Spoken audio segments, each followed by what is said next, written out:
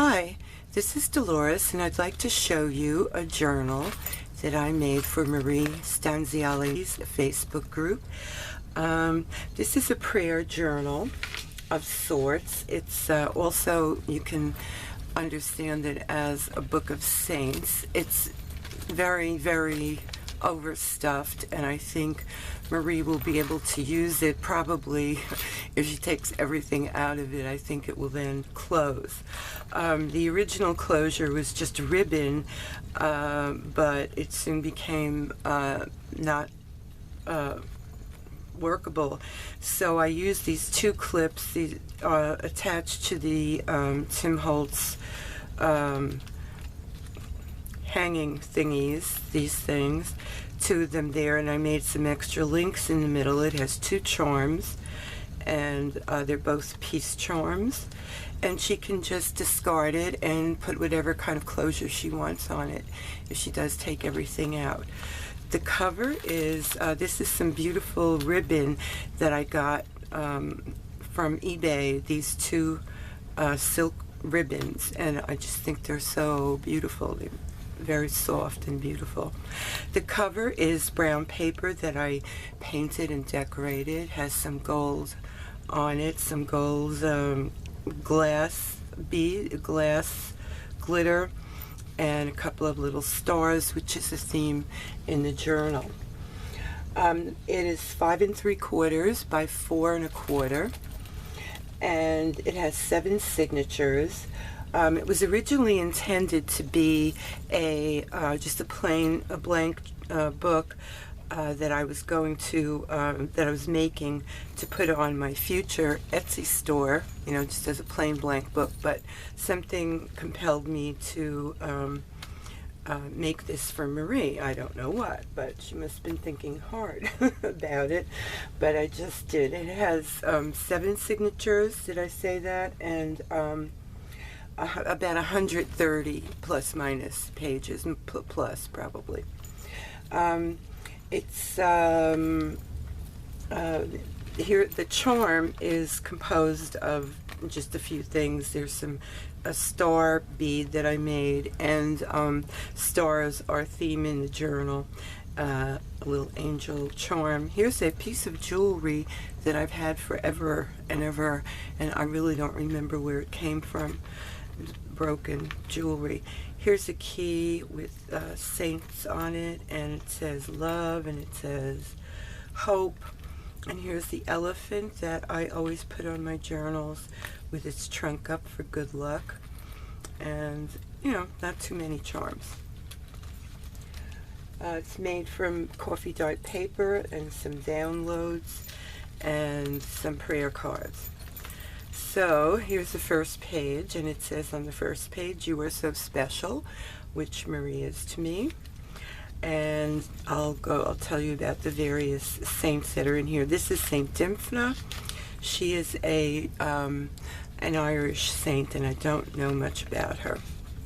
This is Saint Anne, and she's very special in my life because my town in Sicily is entirely devoted to her, and they have her relic, and I'll show you later in the journal where it appears. Here are some journaling cards that I made, and they can also be used as bookmarks. And here's some paper, pattern paper that I attached with one of those things here that does that. So articulate today. This is Saint Catherine of Hungary, and she's known for giving poor people food and so on. There are also a number of half pages in the book that originally were quite charming, but now they got in my way, so I just decorated them. This is a paper bag that is now kind of an envelope, and in it is this one is prayer requests. I also want to say that I modeled this somewhat after Susan Laura Zedlitz's prayer journal, so I'd like to thank her. And she had these various categories. So here are prayer requests, and there's dyed paper. I think it's Kool-Aid dyed paper in this one that can be written on or not. Here's a little envelope I made, decorated, that can go along with that. This is St. Bridget of Ireland, and this is a new saint. I didn't know who he was, but I found him on the internet. Saint Seravin Sarov. He's a Russian saint. And this is some things about Our Lady of Fatima. I didn't know this, but I learned this recently, that the different statues in Catholicism of the Virgin are crowned. And when they get their crown, then they get robes and so on. And this is the crown of Fatima. And here it is in a little folder that I made. And inside it is the bullet Pope John Paul put inside the bullet with which he was shot. And I guess that, you know, kind of makes it a holy event, I suppose. Here are the three children of Fatima that first saw the vision. And here's a medal sent and some prayer cards sent to me by one of the people I bought some charms from on eBay. And then on this side is a quote from the letter of Fatima that Pope John Paul made public some years ago, and he talked, and the Virgin in this letter talked about consecrating Russia. And here's a Russian icon. They're so beautiful. I love icons. And here's just a random Renaissance-like painting. There's a prayer. This is a tissue that I decoupaged, quote from St. Luke. And this is St. Justin. I think he was a Byzantine saint. And this is a picture of the Annunciation. It's Italian, I'm pretty sure. And this, I think, is San Biagio, who is a Sicilian saint. And here's a fragment of a icon. I love that face, like the Statue of Liberty. Some spray. Now these are marking journaling spaces, but I lost my head and sprayed it. I guess you can write on there. Some more spray. I don't know if you can see that. This is Guadalupe, a Lady of Guadalupe. And these two charms, this one says faith, and this one is also a little charm of Guadalupe. And around her, surrounding her, are explanations of her symbols. And one of them is stars, so I put these stars on here. I don't know if you can see that so well. They shine. This is St. Helen. Here is, you know, on these, I decorated these little half pages, journaling spot. This is St. Anthony, and he is an Italian saint. Here's a medal of St. Anthony. And here is a prayer to St. Anthony that my grandmother taught me in Sicilian. And here's a little note about the relationship between saints and Sicilians. And here is my awkward translation of that poem that I wrote out myself. I wrote a lot of things in here. My handwriting was so bad. It's always been very bad. And so I learned calligraphy. So I was using my calligraphy, which isn't great either, but at least it's legible. This says, keep calm and pray to St. Anthony. And here is St. Bernadette, and a little prayer of Bernadette. I have two kinds of prayers in here. One kind of prayer is the prayer of the saint, the one that the saint wrote, and another one is prayer to the saint.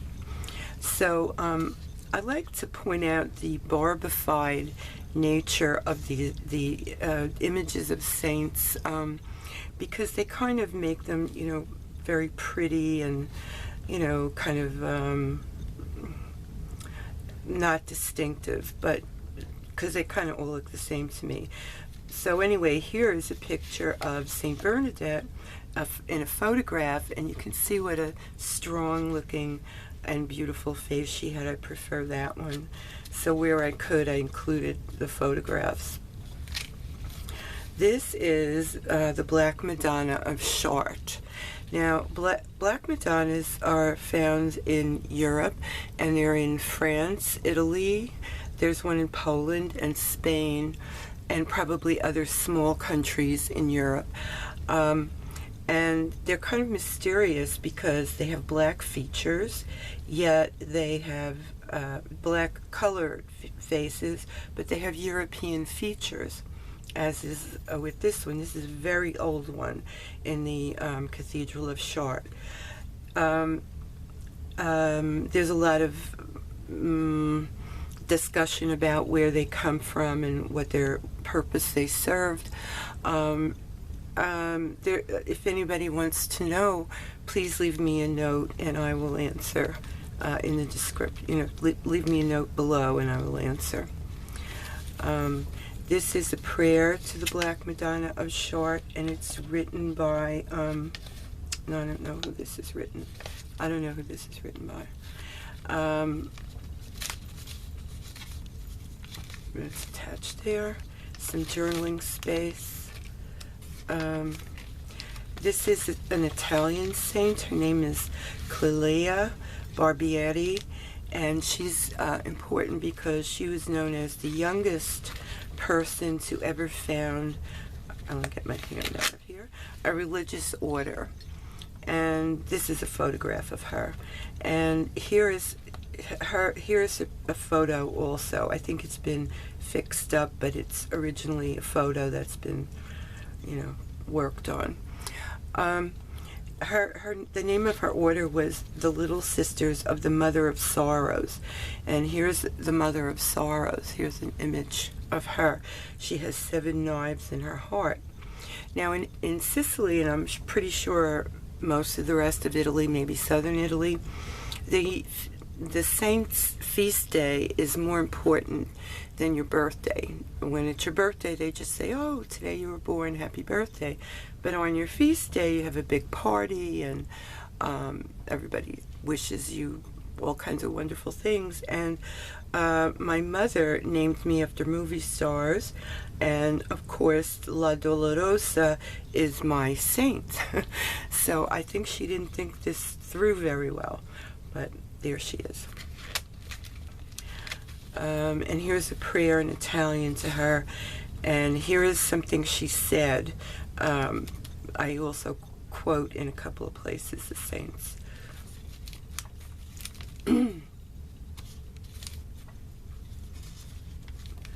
Here is Saint Matthew, but I wrote Saint Luke on the back. I confused him. Yeah, Saint Matthew, some journaling cards, and here is Joan of Arc, and I gave her a star. She was very brave. She led an army, and all that good stuff. Girls can do it.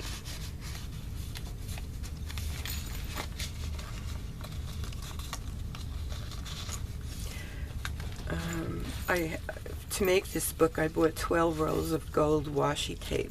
So it just occurred to me it had to be gold. What I wanted to say about the gold is this. Back in, I guess, the 50s and 60s, the Italians were kind of looked upon as trashy people because they had gold in their houses, and gold mirrors that weren't really gold, and gold couches, and marble statues. Maybe they were fake marble, and so on. But I've been thinking about that. I've thought about that a lot. And I think that the reason is that everyone in Italy the poorest people from the poorest towns have access to churches that were, of course, built by the aristocracy, but they shared them with everyone, and they were filled with gold. Amazing. If you go to Italy, just go into the churches, and you'll be overwhelmed by what you see there in terms of riches. So to the Italians who came to America, when they went shopping and they saw these mass-produced objects, with gilded objects and shiny objects and faux marble objects, they bought them and decorated their houses with them because they were reminded of the churches, which were very important, still are very important places in Italy. So that's just my little philosophical idea about that and why I styled this book this way, because I want Marie to have the feeling that she's inside an Italian church. Now here's Padre Pio. He's a recent saint, and he was afflicted with the stigmata, that is bleeding hands and feet and so on. And I believe in Sicily, in every kitchen I've been in, there's a picture of him in the kitchen. I like his philosophy. He says, pray, hope, and don't worry. Worry is useless. God is merciful and will hear your prayer. So that's a good attitude. Oops. Okay, put that back later. Oh, here it goes.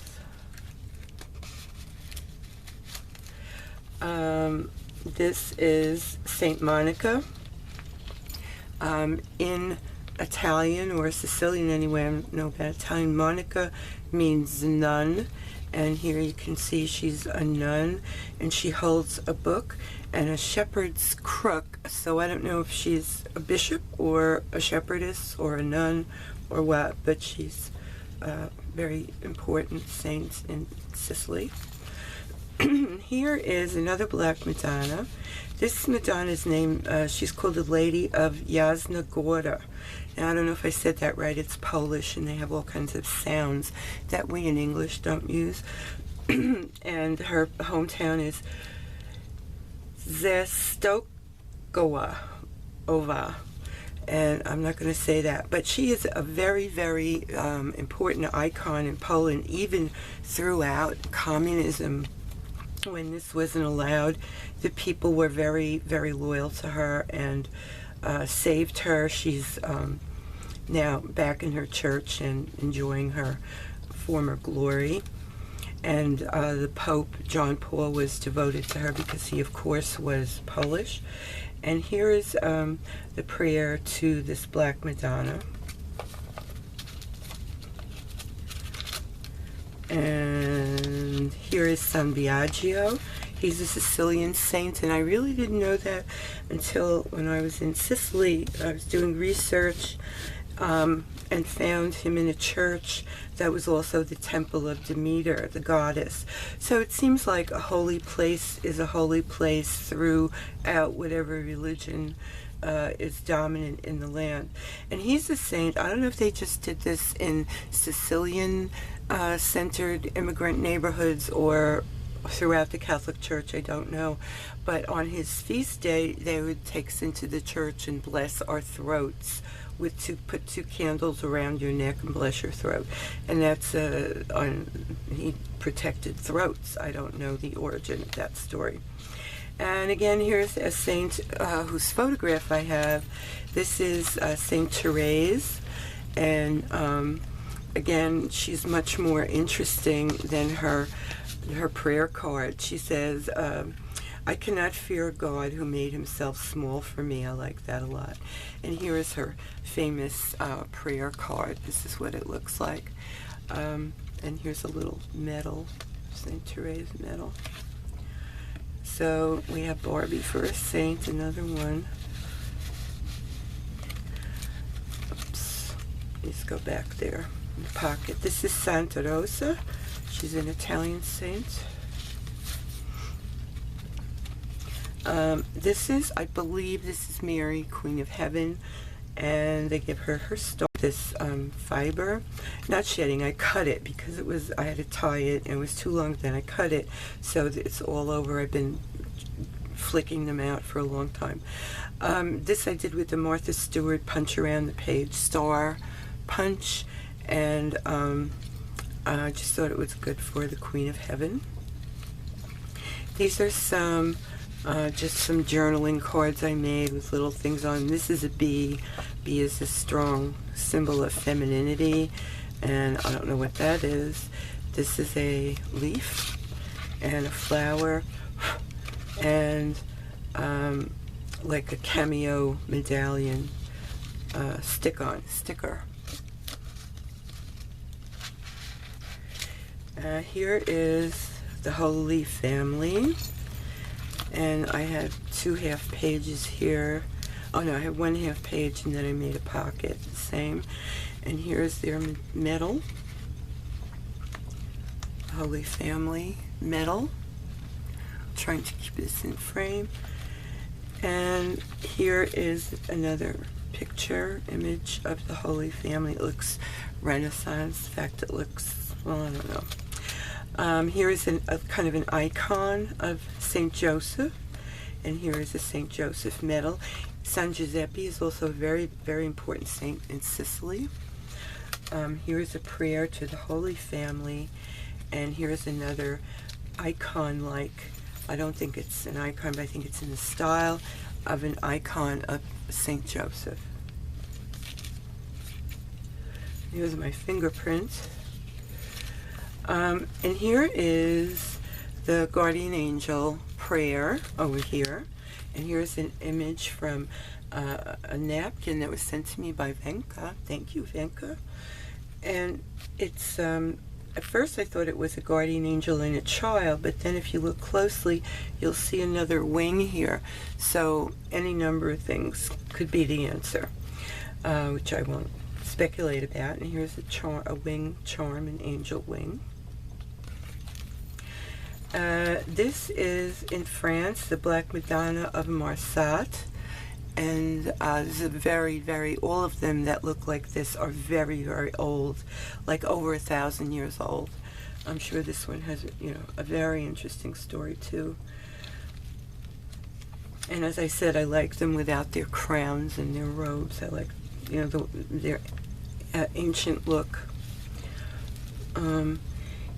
Here is the Black Madonna of Montserrat, and she's proud. She is a beautiful Black Madonna. She holds the world in her hand. And here's a prayer by Ignatius Loyola. It's not about this Black Madonna, but it's you know, I included it because he was an important person. He founded the Jesuits, and he was devoted to this Madonna. And here is his prayer, I think. Yeah, his prayer to the Black Madonna, one of them. And he says, we will resurface as the Madonna did. The thing with these Madonnas is they appeared around the year between 900 and 1000. And people say that one of the stories is that they were brought from Byzantium. They were brought west because, you know, the word iconoclast comes from an actual period in history. It means striking down the idol. And in the Eastern Empire, at the time, Constantinople, that's literally what was being done by a more orthodox leader, and he commanded that all the idols be broken. But it is said that some people brought them west, and they all were found, the Madonnas were found floating in the water, and people brought them in and then understood what to do with them, you know, put them in churches and so on. Okay, so this Black Madonna of Montserrat is in Spain. And here's another prayer of Ignatius Loyola, thanking God for the Madonna Montserrat. Here's a close-up of her features. And here's another picture of her, and I wrote here the beginning of a hymn that's sung to her in Latin, Cunctissimus Cancanentes Ave Maria. So, very mysterious. You should visit her if you go to Spain.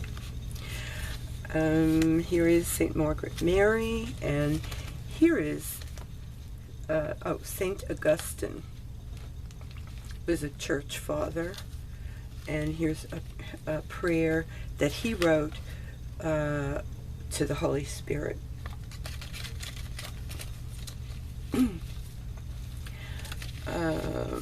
Now this is a modern representation.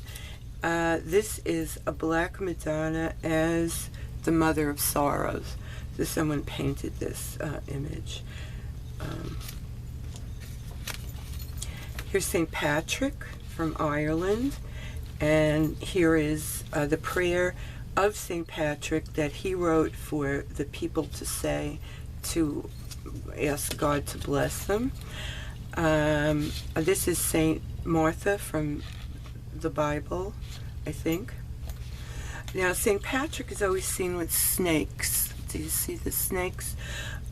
What the snakes represent in a larger frame of things, that he drove them out of Ireland. In the ancient pagan religions, the snake was the symbol of the goddess. So by saying he drove the snakes out, he drove out the ancient goddesses of Ireland. That's what that represents. This is St. Rose of Lima, and this is a prayer in back of her to St. Rose of Lima. Here are some positive affirmations, and I've included some here, in here, and here's an envelope, another envelope, if Marie has more. And also I have this envelope of stuff that contains positive affirmations too, and there are things in here that didn't fit in the journal, so I put them all in here. This is St. Lucy, or Santa Lucia. Now here she is in her Swedish look, and she's pictured with a crown that has 5 candles. She's the patron saint of eyesight and light, because Lucia comes from lux, Latin, which means light. It's also the root from which Lucifer comes, because that also is lux, or light. And one of my students was telling me once about the Swedish church, where they have this festival, and everyone, or the women, wear these crowns with the candles on them, and they have a big procession, and I haven't seen it, but I plan to go there one day.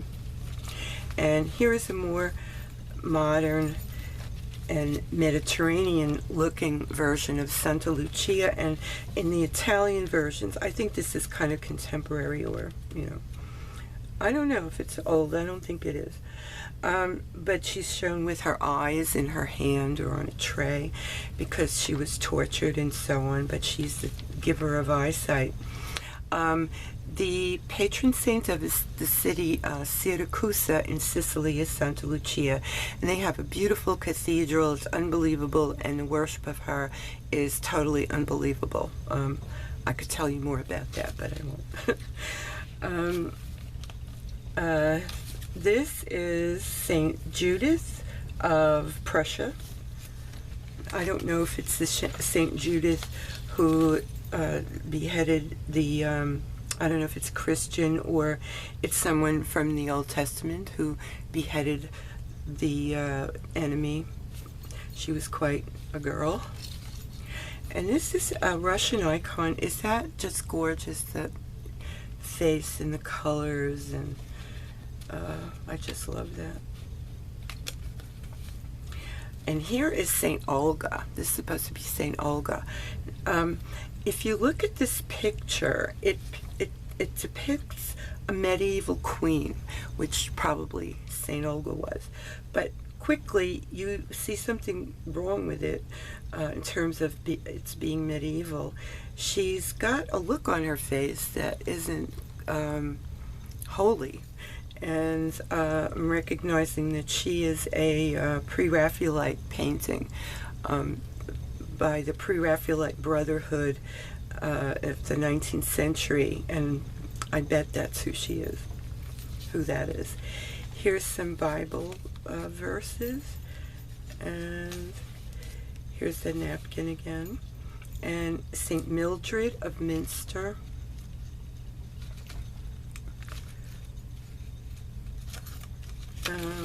Here's Michael, the Archangel. What did he do? He defeated Lucifer.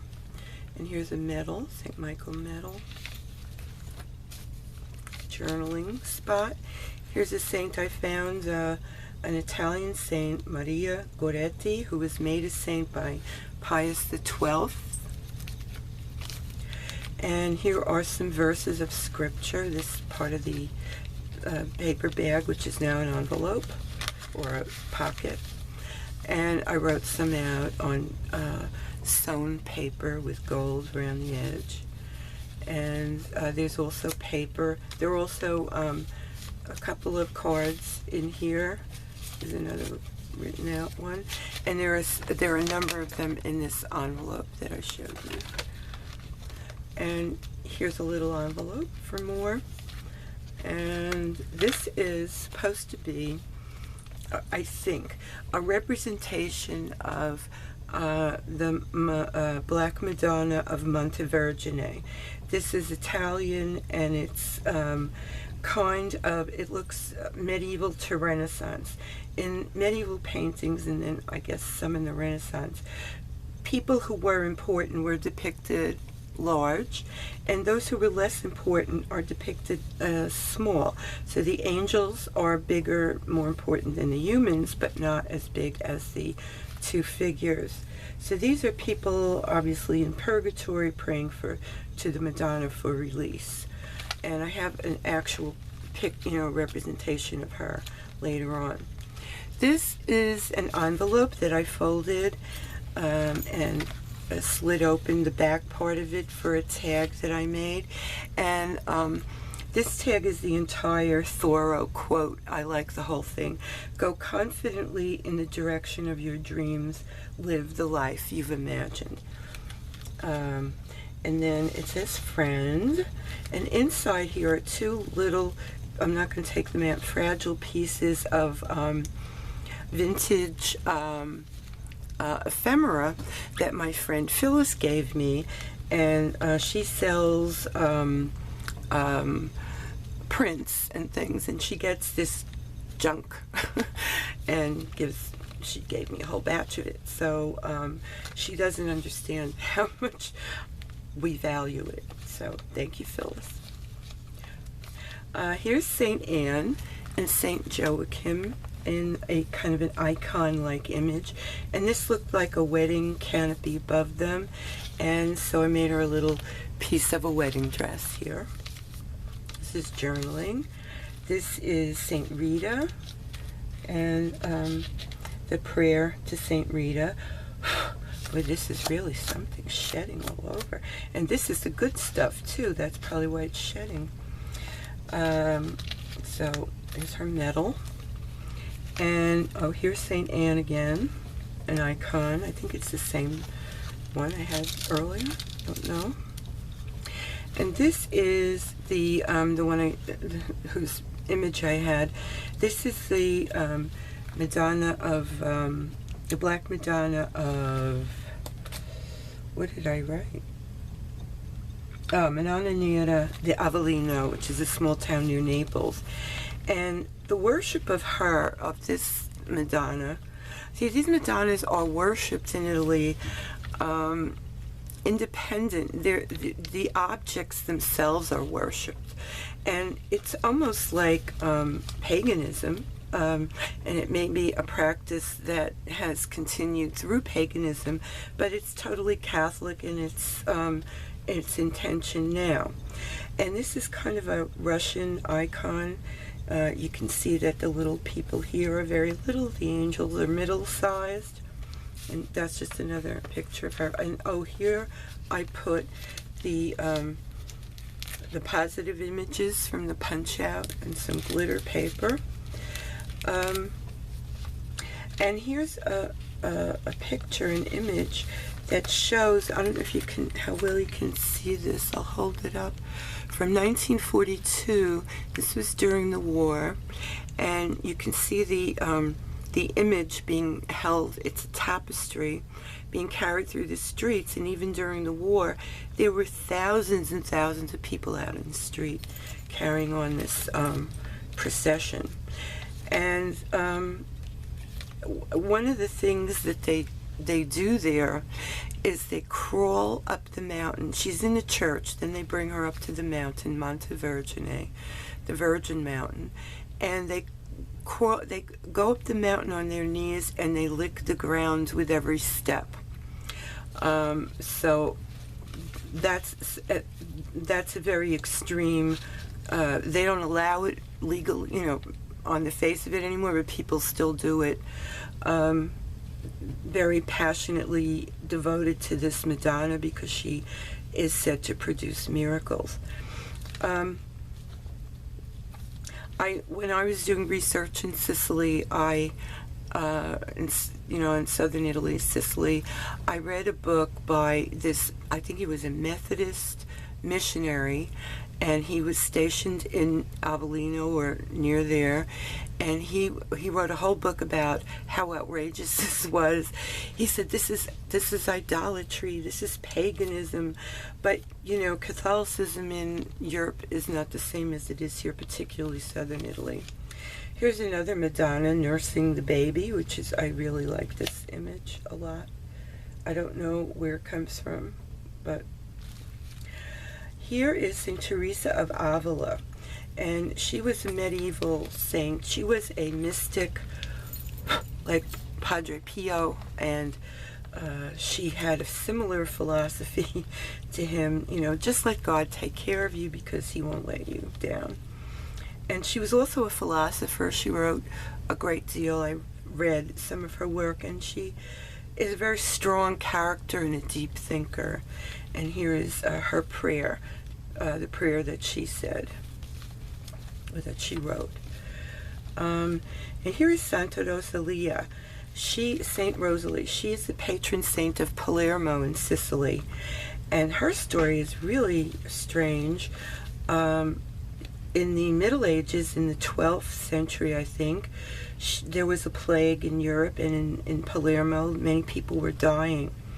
And a man, I think, a shepherd probably, had a vision in which St. Rosalie came to him and said, dig up my bones and put them in on top of Monte Pellegrino, which is the mountain of Palermo.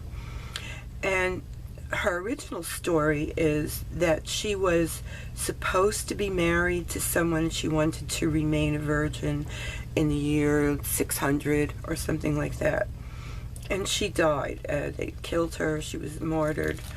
And so this shepherd eventually did find her bones and bring them up to Monte Pellegrino, where she has she's in a grotto, she has a beautiful glass case that her representation is in, and it's just an amazing place.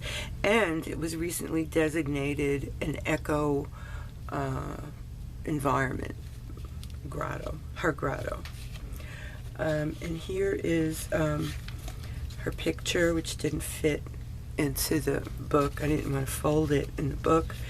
And she's always pictured, like that in Sicily, lying down, and with her various symbolism. She's in a glass case in her grotto. Very unusual, very beautiful. Here's some journaling space. And here is a list of praying for, and I saw this also in Susan Laura Zedlitz's journal. And there's some coffee dyed paper and a couple of tags in here. Here's an envelope. I made one of those vintage envelopes where you, I don't know, did it my way, and I like this one. Oh, I'll show you the other one also. That I made, and it's kind of strange. Marie will know what to do with it. It's, you know, all fancy. So maybe she'll use it, maybe she won't. This is Saint Kateri, who's an American saint. She was blessed for quite a long time, but finally got promoted. Now she's a saint.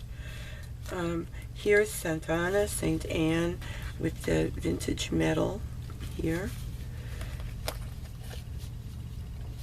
Let's see, this way.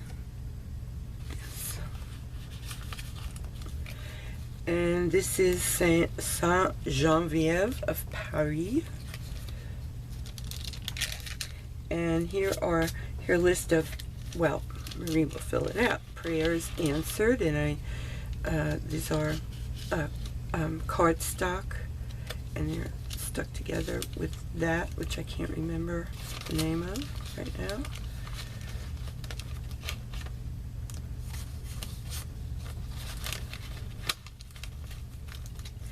And here's another part of the envelope, upside down, of course. Another envelope. This is Saint Sophia, Byzantine saint. And here's Saint Joachim, or San Aquino, who is the father of Mary. And I made this little thing out of a vellum, I don't know, vellum or something. Little tags in it, decorative. And San Aquino. And here is the prayer to him. And here's the rest of that. This is the entire picture of San Aquino, St. Joachim.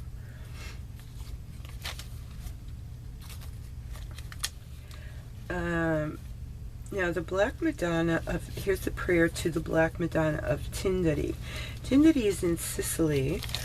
And here she is in her original state. She floated in, you know, in the year 900 or 1000, I forget which it was. And apparently the people ran out and got her, or the ship crashed or something, I don't know. And she was floating in the water. They all floated in the water. And the people ran out and got her and put her in the Temple of Diana, where she stayed until, I guess, 1979. Well, that became a shrine, but then they built her a whole church in 1979. And it is just an amazing piece of Sicilian architecture. It's, let me see this page. I don't have a picture of it, but it's all gold and it's all beautiful. And she stands up on a raised altar, and she's about twice the size of life. And underneath her it says Nigra sum ed formosa, which is Latin for I am black but beautiful, and it comes from the Song of Songs, or the Song of Solomon.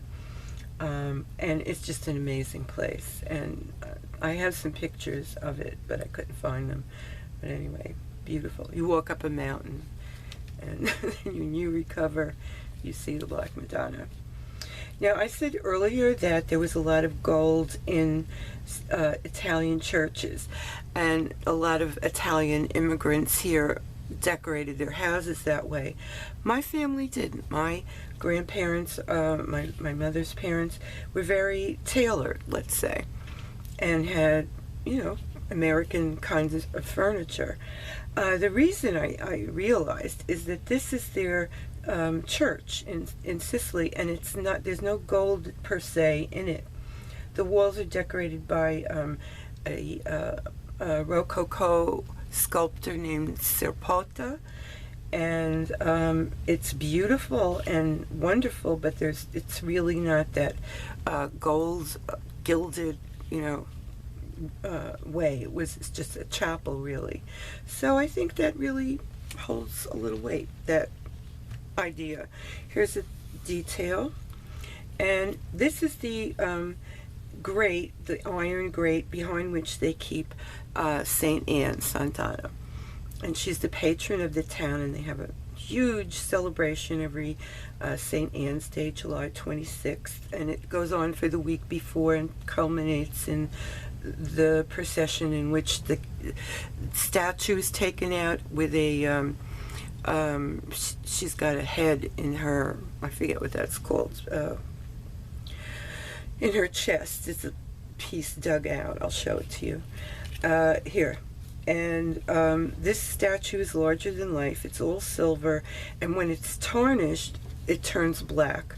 And I was astounded the first time I saw her. I said, oh my goodness, she's a Black Madonna. And I fell back onto the altar steps, and they had to pick me up. So that's how she looks in her procession. And here's the skull. Now, there are parts of bodies all over Sicily in churches. They have a saint's thumb, they have an elbow, they have bones, and it's they're relics, primary relics. And every year from our town in Sicily, we used to get a piece of cotton that was a secondary relic. They touch it to the skull and then they give it to you. And I got my own a few times when I was there, got it for myself, but I always had this piece of cotton to carry around with me. Here is Santa Barbara, Italian saint. Now this woman is Swarosina, and she's kind of a local saint in my town, and she founded an order of nuns, and it's a whole long story which I won't tell you, but she was my grandmother's first cousin, and my grandmother told me about La Monica my whole life. And she still has a shrine there to her, and a very long story. If anybody wants to know it, I'll tell them. But you can see how sweet she was by the look on her face, and she counseled many people, and according to some, has done some miracles since her death, so they're trying to get her beatified. And I know the nuns hit me up for money whenever they see me to give to the cause, which I do. And this is Sant'Anna of Castelbuono. There she is. And here's a prayer that I wrote down, that the prayer to Saint Anne. And then here it is in English, very awkward translation. And here she is during her procession with her mantle on her. And it's composed of jewelry that people have contributed from the town. And I'm thinking of, and you can see there are tags on them, so obviously they keep track of them. And before I die, I would like to give them my grandmother's wedding ring, because I know she would want that to be on St. Anne. And that's it. I think there are two travel, posters. Here's some extra things that, that I used with a little love charm here. And here is a paper clip, and it says on here, made with love. And here's a little piece of that ephemera, Forget-Me-Not, that my friend Phyllis gave me. So that's the whole thing. Thanks for watching. Bye-bye.